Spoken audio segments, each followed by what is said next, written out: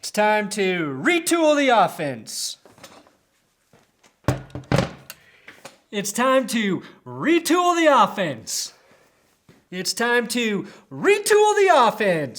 It's time to level the playing field by retooling the offense.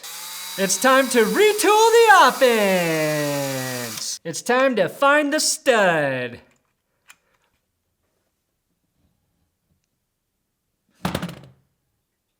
Malfunction, no stud found, Fuck you, stud finder, fuck you! Welcome to That's Good Sports, Broncos versus Chiefs prediction episode.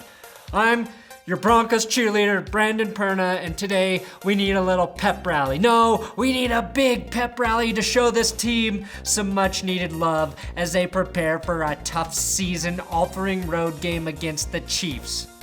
How does a small, hairy man like myself lead a pep rally? Well, with drunken delusion. It's the afternoon and I'm already hitting the sauce. Go Broncos, go Broncos, go! Go! Alex Smith, overrated. Travis Kelce, overrated. Tyreek Hill, overrated. Kareem Hunt, fuck you, he's actually really good. But I tell you what, I'll tell you why the Broncos have a puncher's chance to beat this overrated Chiefs team on Monday Night Football, and it has nothing to do with logic. That's good, Broncos.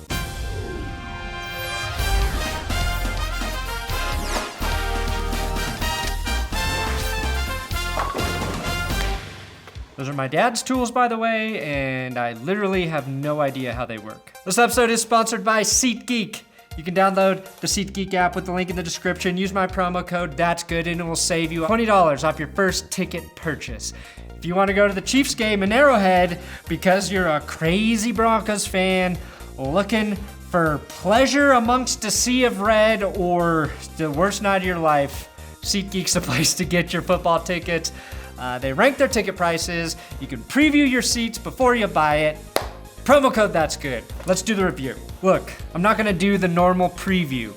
Sorry, the only advantage right now I'd give Denver is the no-fly zone versus the KC ball catchers. And even then, that's dicey, the way I think Kansas City will use Kelce and Hill against our linebackers. And I'd have to call the ground control versus Kareem and my Hunt a tie, a wash. Both are really good. If I were to do the points right now, Andy Reid, point. KC special teams, point. The Chiefs front seven minus Tamba Hali, point. And the Chiefs secondary, that outside of Marcus Peters is not that good, gets a point. And they have one of the best home field crowds in the league, another half point. However, Emmanuel Sanders would get a quarter point for his Aqib Talib impression he debuted on 9 News this week. He like, hey, what's up? This is Aqib Talib on NFL Network. Yeah, the Broncos won today. I know y'all saw that. I don't think SNL will be calling Emmanuel Sanders any sooner than they call me, who in yesterday's video, I gave a very good impression of a dolphin. Is Kiko the sound a dolphin actually makes?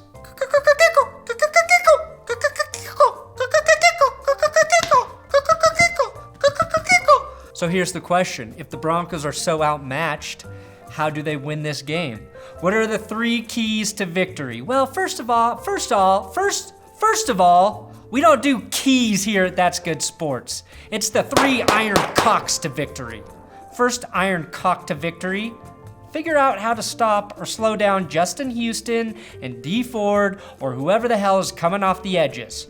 Last week should have been a goddamn wake-up call for our offensive line scheming.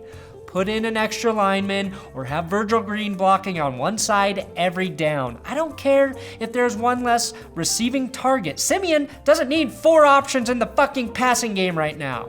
Hell, put in Virgil Green and Andy Janovich on the edge every single play. Every single play. Just slow these assholes down.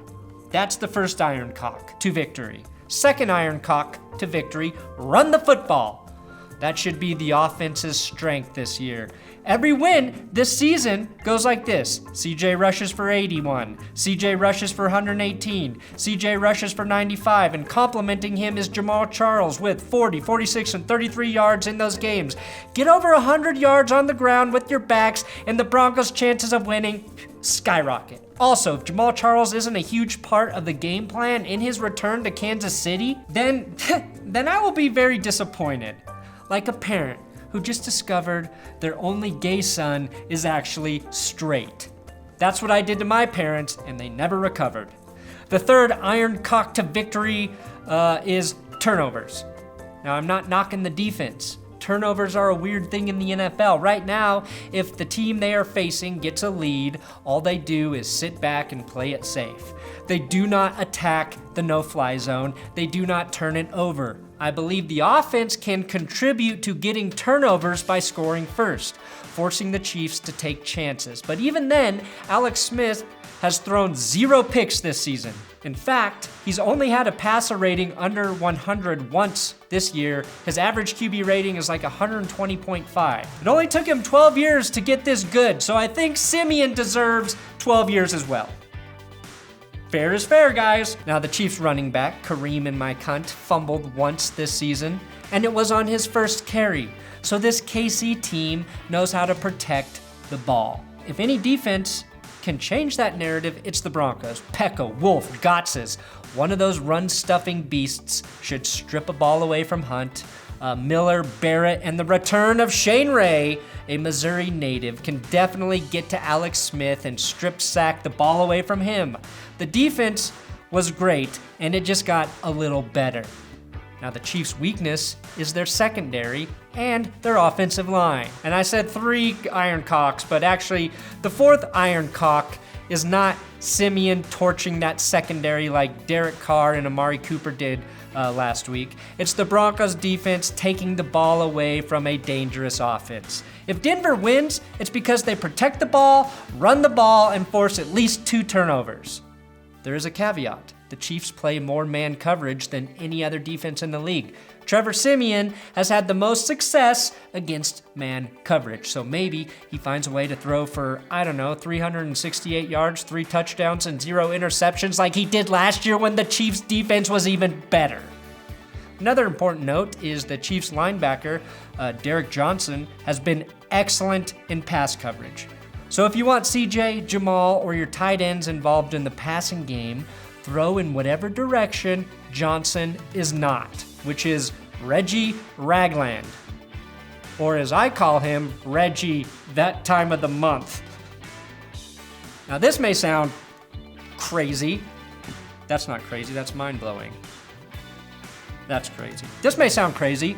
Kareem Hunt may not be the biggest threat to the Broncos' defense in the run game. It could be the speedy Charcandrick West, running screens, catching dump-offs. To me, he poses bigger problems in terms of matchups for the Denver defense this week. I will be pleased if the Broncos defense shuts Kareem Hunt down.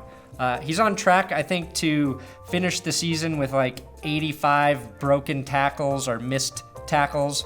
The record before that is 60, so he's playing pretty damn good football. I am curious to see how ground control matches up with him. The Chiefs' defense could be the best in the league, or like the Chargers last week, they could be the worst against the run in the league. It doesn't matter how good they are if the Broncos offense doesn't start playing better as a unit. All week I've heard everyone bitch. It's Simeon, it's the line, it's the receivers and tight ends, it's the play calling, it's the penalties, it's John Elway's punishment for getting rid of Tebow. The only people not getting blamed are the running backs. And for fair reason. Right now, CJ Anderson is the best pass blocking back in the NFL. Can you imagine how many deaths Simeon would have experienced this year if it weren't for CJ? It's 6. The answer is 6, 1 a week. My point to all the criticism is that I put equal blame on everyone I just mentioned, except for Simeon, who does deserve more since he's the quarterback. But hope is not lost, my friends. Sunday is my birthday, and I say that not fishing for happy birthday comments. I say that because every time the Broncos play on my birthday, they fucking lose. Which is rude because my mom was in labor during a Broncos game. And sure, the last time the Broncos lost on my birthday was an overtime loss to Green Bay in 2007 when Favre hucked that game-ending touchdown. And then the year before, when Peyton Manning led an amazing comeback for the Colts, a game I was at, by the way. Before that, it was a loss to the Eagles, October 29th, 1989. If you go back to the year I was born, 84, October 28th, the Broncos win 22-19 in overtime against the Los Angeles Raiders. My mom was in labor for 24 hours, so it started during the Broncos game, and had I been born on the 28th, I'm sure the Broncos would have lost in that overtime game.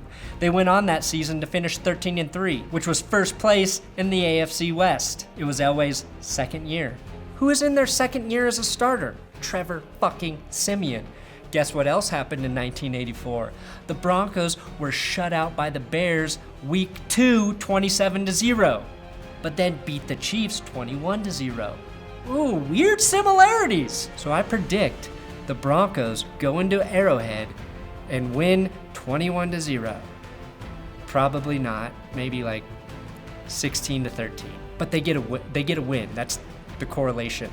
Because the game is not on my birthday, which is odd because it is a Sunday.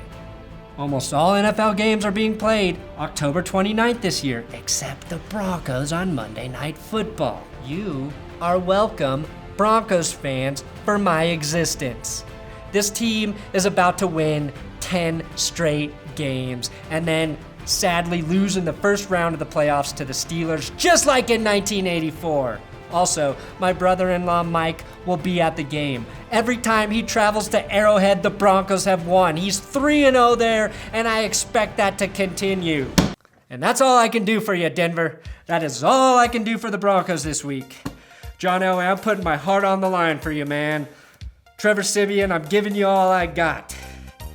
Go out there and make me proud by not playing on my fucking birthday again. This episode is also sponsored by BetDSI.com. If you're feeling lucky since they're playing on October 30th, use my promo code GOOD25. BetDSI is going to give you $25 to wager however you want, on whatever game you want, in whatever sport you want, but I would put it on the Broncos. Use your gut, maybe not to win, but maybe use that $25 free dollars for a Broncos bet. BetDSI.com, promo code GOOD25. Thanks for watching this weird preview prediction episode of That's Good Broncos. Subscribe here. I'm on Twitter, at Brandon Perna, talking football. If you want to talk football, that's where I'm at, especially during the games. A lot of people tweet me during the game, so if you really want to talk to me about football, tweet to me in the evenings.